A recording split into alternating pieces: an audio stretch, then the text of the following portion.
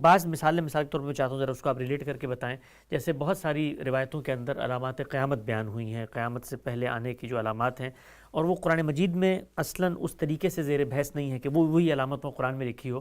تو اس کو ہم کیسے سمجھیں گے کہ قرآن نے اجمال میں پورا قیامت کا تصور بتا دیا تھا، یہ اس کی توضیح ہے، تفصیل ہے جو پھر ہمیں باہر سے مل رہی ہے، لیکن اس سے اصل کانسیپٹ کہیں خراب نہیں ہو رہا. یعنی قرآن مجید نے ہمیں قیامت پر ایمان لانے کے لیے کہا ہے، ٹھیک، اور پیغمبر پر بھی ایمان لانے کے لیے کہا ہے. بالکل. اب ظاہر ہے کہ پیغمبر بھی اسی طریقے سے بعض اخبار دیتے ہیں جیسے خود قرآن دیتا ہے. یہ ماضی کے بھی ہو سکتے ہیں، یہ اس زمانے کے بھی ہو سکتے ہیں، یہ مستقبل کے بھی ہو سکتے ہیں. ٹھیک. یہ جو اخبار ہیں یہ دین کے کانٹینٹ کا یا اس کے محتویات کا حصہ نہیں ہوتے. ٹھیک. مثال کے طور پر قرآن نے ہمیں یہ خبر دی کہ رومیوں نے حملہ کر دیا ہے اور اب وہ غلبہ پا لیں گے. ٹھیک.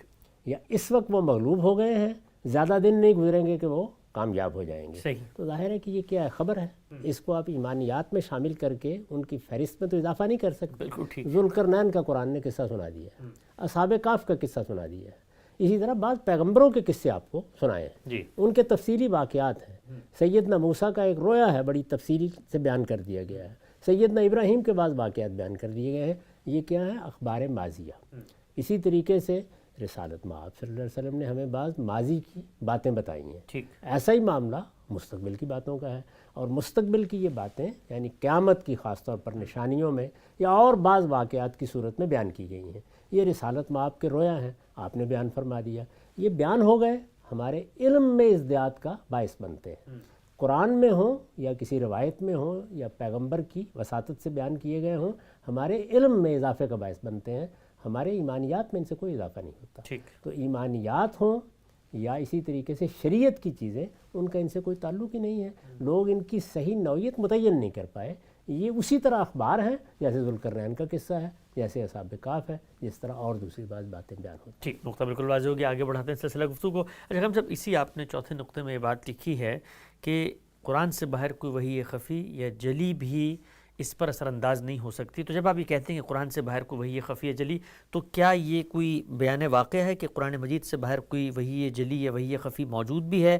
اور اگر وہ موجود ہے تو پھر عقل یہ سوال کرتی ہے کہ جب قرآن مجید اللہ نے مستقل دے دیا تو اس کی ضرورت کیوں ہے، وہ کیوں موجود ہے؟ کوئی اطلاق میں کوئی جزوی ہدایات وہ دے رہی ہے، وہ وحی خفی اور جلی ہے کیا جس کے امکان کو یہاں تسلیم کیا گیا ہے؟ یہ بات یہ ہے کہ قرآن کے بارے میں تو ہم سب جانتے ہیں کہ وہ جبریل کی وساطت سے اللہ کے کلام کی حیثیت سے نازل کیا گیا ہے. ٹھیک. یعنی قرآن محض وحی نہیں ہے، وہ اللہ کا کلام ہے. ٹھیک. اس میں اللہ تعالیٰ نے گفتگو فرمائی ہے، اس کے الفاظ اللہ تعالیٰ کے الفاظ ہیں. وہ کتاب کی حیثیت سے مرتب کر کے نازل کیا گیا ہے. اس میں صورتیں ہیں، اس میں ابواب ہیں، اس میں بات ایک جگہ سے شروع ہوتی ہے ایک جگہ تک پہنچتی ہے. وہاں کوئی تعبیر بالمعنی نہیں ہے. جو کچھ فرمایا گیا ہے وہ بھی اللہ کا فیصلہ ہے. اس کے لیے جو الفاظ کا پیرہن تیار کیا گیا ہے وہ بھی اللہ کا فیصلہ ہے. تو قرآن کی نوعیت تو یہ ہے. لیکن قرآن مجید کے علاوہ جب پیغمبر کو پیغمبر بنایا ہے اور اس کو ایک ذمہ داری دی ہے تو بہت سی چیزیں اللہ تعالیٰ اس سے کہیں گے. ان میں سے بہت سی چیزیں وہ ہوں گی جو اس وقت کے حالات کے لحاظ سے کہی جائیں گی. بہت سی چیزیں مستقبل کے واقعات کے بارے میں بتائی جائیں گی. بہت سی چیزیں تسلی کی چیزیں ہوں گی. تو وحی کا معاملہ بالکل الگ ہے، قرآن کا معاملہ بالکل الگ ہے. قرآن محض وحی نہیں ہے. قرآن مجید وہ وحی ہے جس کے ذریعے سے اللہ کا کلام نازل ہوا ہے. تو یہ دونوں میں بڑا فرق ہے. اب اس کے باہر جو چیز بھی ہے وہ کسی بھی نوعیت کی ہو، میں تو عرض کرتا ہوں اللہ کی کوئی دوسری کتاب ہے اس کے بارے میں بھی بتا دیا گیا ہے کہ اس پر قرآن ہی اب نگران ہوگا. یعنی اللہ کی کتاب ظاہر تو اللہ تعالیٰ کی طرف سے وہ بھی کلام ہے، وہ بھی اللہ کا کلام ہے. اس کے بارے میں بھی اللہ تعالیٰ نے خود واضح فرما دیا ہے کہ یہ کتاب جو اب میں نے نازل کی ہے یہ مہیمن علیہ ہے. یعنی یہ پورے سلسلہ کتب پر جو کتابیں بھی نازل کی گئی ہیں ان پر بھی گویا ایک مہیمن ہے. تو ظاہر ہے کہ اگر کوئی اللہ تعالیٰ کی کتاب اس کے زمانے میں خود رسالت مآب اور پیش کر دیتے تو اللہ تعالیٰ کے کلام میں تضاد تو نہیں ہو سکتا.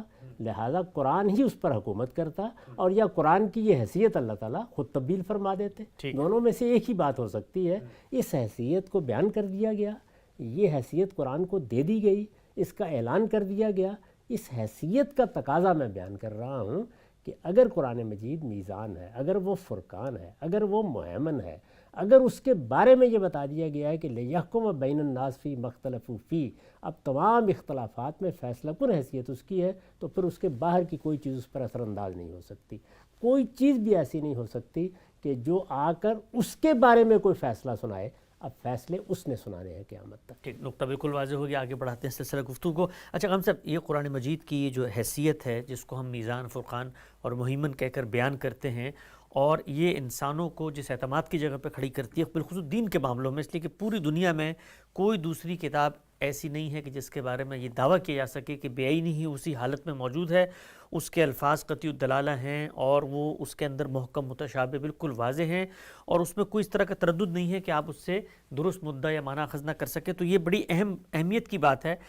تاہم جس وقت آپ یہ فرماتے ہیں ہم سب کہ اسی قرآن نے کہا تھا کہ پیغمبر کی اطاعت بھی کریں، اب پیغمبر کی نسبت سے کوئی بات آتی ہے جو بظاہر ہمیں قرآن مجید کی جو صاف واضح ہدایات ہیں ان میں کوئی ترمیم، تغیر، اضافہ یا نسخ کرتی ہوئی نظر آتی ہے، تو اب معاملہ کیا ہوگا؟ یعنی سب سے پہلے ہمیں یہ غور کرنا پڑے گا کہ ہم نے قرآن مجید کو صحیح سمجھا ہے، یا پھر ہم اس روایت کے بارے میں غور کریں گے کہ پیغمبر سے اس کی نسبت ٹھیک ہے، اس کی سند کو دیکھیں گے، کیونکہ جس کی نسبت سے بات آ رہی ہے خود اسی کے بارے میں اسی کتاب نے ہمیں کہا کہ اس کی اطاعت بھی کرنی ہے، تو اس میں درست رویہ پھر کیا ہوگا ہمارا؟ دونوں چیزیں سامنے رکھیں، یعنی اگر ہم نے کسی چیز کو سمجھا ہے تو ہم ضرور پلٹ کے دیکھیں گے، رسالت مآب کی نسبت سے کوئی بات بیان ہو رہی ہے دیکھیں گے کہ ہم نے کہیں غلطی تو نہیں کی، کیونکہ قاضی ہونے کی حیثیت قرآن کی ہے، میری یا آپ کی نہیں ہے۔ ہاں، یعنی میں یا آپ تو سمجھیں گے اس بات کو، تو سمجھنے کے عمل میں کہیں ہم سے غلطی تو نہیں ہو گئی، کہیں ہمارے علم کی قلت، ہمارے تدبر کی قلت تو اثر انداز نہیں ہو گئی، تو یہ گویا ایک مہمیز بنے گی